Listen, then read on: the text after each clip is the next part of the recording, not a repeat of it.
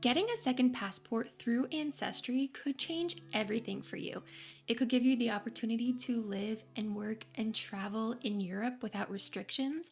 And maybe you're somebody who's dreaming about moving abroad or having more adventure in your life, a greater sense of freedom, or a life of more ease.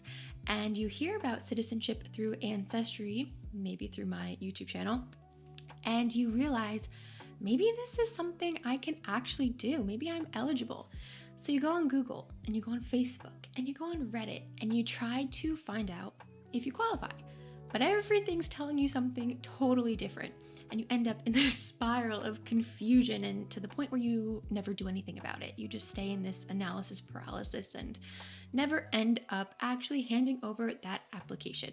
So if that's you, this video is definitely going to help. I don't want you to be stuck in that state of confusion anymore. I don't want you to be wondering, if I qualify, am I missing something? Am I going to waste all this time or all this money on something that's not even going to work out for me? In this video, I'm going to walk you through the 3 things you need to really focus on to determine if you're eligible for citizenship through descent, so that you can get out of that state of confusion and actually feel more clarity and hopefully get yourself working towards that application. If you're new to my channel, my name is Courtney and I'm documenting the process of moving abroad. I applied for citizenship through descent for Germany in December 2023, and I'm documenting what that freedom is going to look like on my channel as I move abroad with my second passport. So if that sounds interesting to you, definitely go ahead and hit subscribe. So the first thing you want to think about is your lineage connection. You want to find that one ancestor that is the key to this whole map working out for you. Every single country is different and has different rules and regulations and different quirks that go into whether or not you're eligible. So in this video, I would never be able to say whether you are eligible or not. You will have to do some research. However, I'm going to help you make that as simple as possible. So most European countries will offer citizenship through descent for at least a parent, but about 19 of them, I believe, offer citizenship for a grandparent and sometimes even beyond. So definitely look into that. What I want you to do is map out your family tree and highlight the people who are not from the US, who come from Europe. And in this video, we're speaking of Europe specifically. You're going to highlight those people, and if you're lucky, you may have more than one option to go through, which is amazing. But if you just have one, highlight that one person. Find out what country they're from, and if you can, figure out their birth date, the day they died, maybe the year they got married. And if it's possible to figure out, look into when they lost their citizenship. And that might not be something that's totally easy to find. You may not find anything at all, but if you can, take note of that. Because while a lot of countries offer citizenship based off of just being like a grandparent and you going through the process of proving that you are their child and they were a citizen, for other countries it's more date-based and timeline-based. Like if they were born within this time range, or if they left the country after this date and didn't return until this date. So once you have that ancestor, you're going to research that country's specific rules. Don't look into Reddit, don't look into Facebook, just look into that one country. You're going to find your answer. However, there are some workarounds, which is what you most likely will find on Reddit, but I don't want you to start there. That's too confusing. Simply find that ancestor, find the country that they were born in, the country that they're a citizen of, and do research on that one country. Another thing is, some countries, I can think like Ireland does this, has some sort of quiz that you can take on an official website that will tell you if you're eligible. That's amazing. I feel like most countries should do that so that we're not all left in confusion.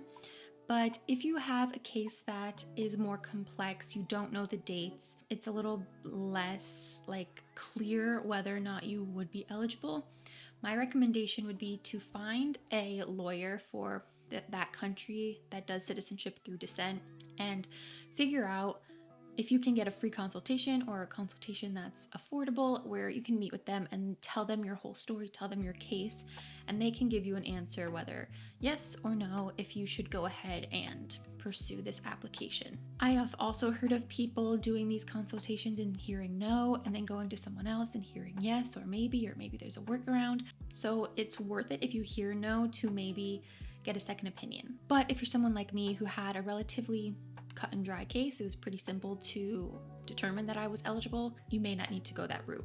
I also want to mention that I have a free guide that I've been working on, and it's now in the link in the description. It's called the Passport to Freedom Starter Guide. It's an entire comprehensive guide for you to be able to start your whole journey with citizenship through descent. This whole thing is like, I light up when I talk about it. It's something I'm so passionate about. So I had to create this guide for you so that every single person who has the opportunity to do this can go ahead and do it. So within the guide, I have a little bit about my story. I have all of the countries within Europe that you can apply for and some information about their qualifications or their eligibility requirements. I also have information on how to find documents from within the US, whether it's your county, your state, or the federal government, to finding the documents abroad. And one of the pages that I have that I am so happy to have included was based on the different countries that have different languages. I have keywords to search for so that no matter what language it's spoken, you'll be able to find those key places like the town halls and the register offices and all of that. So this guide is comprehensive and super, super, super helpful. So definitely go ahead and grab that if you find out that you are eligible for citizenship through descent. The next factor is the timelines. Like I mentioned before, a lot of countries do have requirements of certain timeline restrictions for this. So whether it's the date of birth or the date of marriage or the date that they were a citizen versus when they weren't a citizen, all of that matters. So it's important information to be able to find. And again, I have exactly how to find the information in the Passport to Freedom Starter Guide. So it's not necessarily whether or not your ancestor was born in Europe, but rather when they were born and when they were a citizen and when they were no longer a citizen, and under what circumstances they had lost that citizenship if they did. And this timeline thing is what really sends people into a panic, because finding those specific dates can be kind of challenging. You'll be like, I don't know if they naturalized, or I don't know what date they naturalized, and it can be quite stressful, I'm not going to lie. However, it's figure outable. The good news is naturalization records do exist, and you can find these sometimes on Ancestry.com, MyHeritage.com, or FamilySearch.com. You can find a lot of information there, but it's also important to know that if you don't find the information, that is information too, because sometimes they might not have been a citizen of anywhere.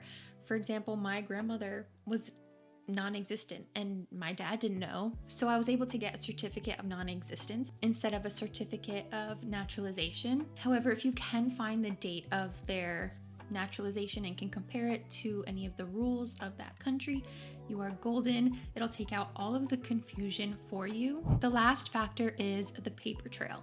So it's one thing to think you might qualify, but it's another to be able to prove it through certified documents in a way that makes sense to a person reading your paperwork. So you're going to need a wide array of documents to prove this. So think of it as a puzzle that you're putting together for the person reading your application or somebody at the consulate, right? So you're going to have all this information on you. So your license, your passport information, your birth certificate, your marriage certificate, whatever you have, you're going to give it to them. And then the parent, who is the direct descendant of the ancestor you're going through. So you're going to follow this one line. You're going to get the information on your parents. So their birth certificate, their marriage certificate, their death certificate, their divorce papers, if any of this applies. Then you're going to go to the key ancestor. You're going to have to find their birth certificate, their marriage certificate, their naturalization records, things like that. Sometimes, to prove they were in fact a citizen, you may have to provide information on their parent. But this information that I'm sharing with you, I'm really trying to not send you into a spiral, so I'm trying to stay calm as I explain this. You may think, I don't have any of that. I don't have any of that. I don't speak to my family, or my family doesn't have any of these records. How the hell am I gonna find all of these documents and these papers?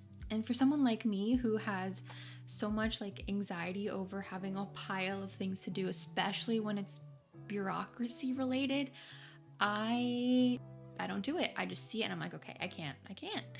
All you have to do is go one step at a time. Start with one document. I didn't have anything. and I was able to do it. And if I can do it, trust me, you can do it. You're going to have to stay really organized, keep track of all of the documents that you're ordering or in the process of or are in communication with someone for. But if you know that the paper trail is possible, that second passport to freedom is also possible. I wanted to add an honorable mention fourth factor, the country's quirks. So every single country, like I mentioned before, has its own rules, regulations, and definitely some quirks about this whole process. So do your own research. In the guide, I have as many of the quirks as I could fit on the pages. For example, Germany is all about the timeline of naturalization and marriage, whereas for Luxembourg, it's all through a paternal line and having to keep that paternal last name passing down from father to son for each generation in the bloodline. And now Italy requires you to have some real recent ties to the country rather than just having like a grandparent from Italy, for example. So first of all, laws are always changing, so it's important to get started now. But also there are some quirks, there are some weird things to look out for. And again, I really don't want you to get overwhelmed. Just take the 3 things that I mentioned in this video, calmly go and start your research. I have, again, all of this in the guide for you, laid out plain and simply so it won't be too overwhelming.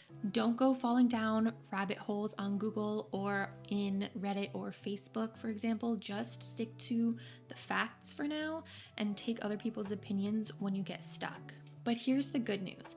If you know that your ancestor was a citizen of another country, if the timeline matches up with what the website says, and you think there's a paper trail that you could collect to prove it, that is all you need. Then you are on your way to getting your ancestry through descent and having a passport to freedom. So I know this whole process feels like so much. It's very overwhelming to hear, especially if you have fallen down those rabbit holes on Google and you're trying to just find a sense of clarity around this whole process. And meanwhile, you have this dream inside of you to maybe move abroad or travel the world freely, or to be able to work abroad without restrictions, or pass on this gift of citizenship to your own children so that they can live out their dreams abroad. So this is exactly why I created the Passport to Freedom one-on-one experience.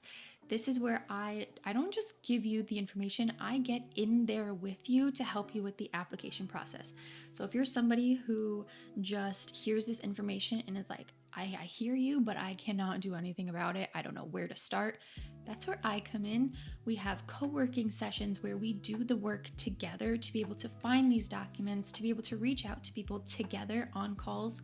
So there's literally no way you can procrastinate. All of this is designed to make sure you actually submit that application so that you're not just hearing me speak about this and then showing you all of the freedom that comes with it. You're actually going to get to do it too, because your dreams are worth following. They're not just worth watching somebody do them on YouTube while you wonder why you're not doing it yourself. So if you want to hear more, you can email me at hello@courtneygoesabroad.com. And again, on this channel, I'm documenting my entire process of what the freedom looks like when you have that passport, which I will be getting hopefully in the next year or so, but I'm in the process of moving abroad and documenting the entire thing. So go ahead and subscribe, and I will see you next week with another video. Bye.